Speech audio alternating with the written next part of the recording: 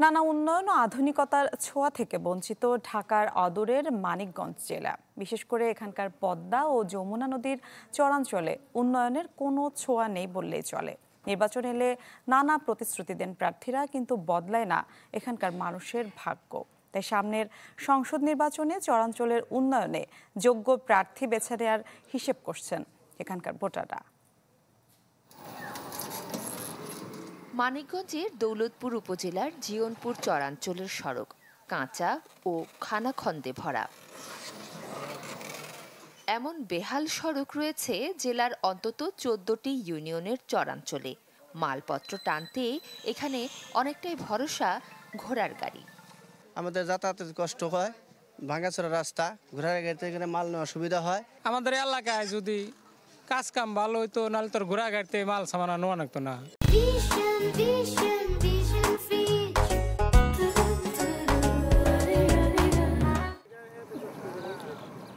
চরাঞ্চলের মানুষগুলো প্রতি বছর পদ্মা যমুনার ভাঙনের শিকার হন। অনেক এলাকায় সেতু না থাকায় নদী খালবিল পার হতে হয় খেয়া নৌকা দিয়ে। আর যখন তা না পাওয়া যায় তখন চরম দুর্ভোগ পোহাতে হয় তাদের। প্রতিবার নির্বাচন এলেই চরের বাসিন্দাদের দুঃখ কষ্ট লাঘবের আশ্বাস দেন প্রার্থীরা, তবে তা রয়ে যায় শুধুই কথায়। এমপিরা প্রতিশ্রুতি দেয় ঠিকই রাস্তাঘাট করে দেবো, ব্রিজ করে দেবো, মূলত কিছু করে দেয় না। ভোটের জন্য আসে এমপি মন্ত্রী, ওনারা তখন হয়তো বলে যে নদী শাসনের কাজ আমরা করব, কিন্তু যখন তারা নির্বাচন শেষ হয়ে যায় তখন তাদের ওইটার আর খেয়াল থাকে না। আমাদের এই চর অঞ্চলে একমাত্র মোটরসাইকেল এবং ঘোড়ার গাড়ি ছাড়া অন্য কোনো বাহন নেই। সচেতন নাগরিকরা বলছেন, গণ অভ্যুত্থানের পর অন্যবারের চেয়ে এবারের জাতীয় নির্বাচন হবে ভিন্ন রকম।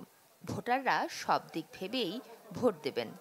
নদী শাসন এবং চরাঞ্চলকে বিশেষ অঞ্চল ঘোষণা করে সেখানকার স্বাস্থ্য, শিক্ষা এবং অন্যান্য যে প্রাণী সম্পদের ক্ষেত্রে রক্ষণাবেক্ষণের ক্ষেত্রে যে সুবিধাগুলো, এই দাবিগুলোকে প্রাধান্য রেখে যেসব প্রার্থী রয়েছে মাঠ পর্যায়ে তারা যদি গুরুত্ব দেন, সেই ক্ষেত্রে অবশ্যই ওই অঞ্চলের মানুষগুলো ভোটের বিষয়টা বিশেষভাবে খেয়াল রাখবেন।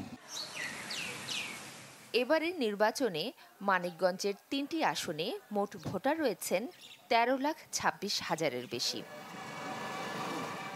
Desk report, channel 24।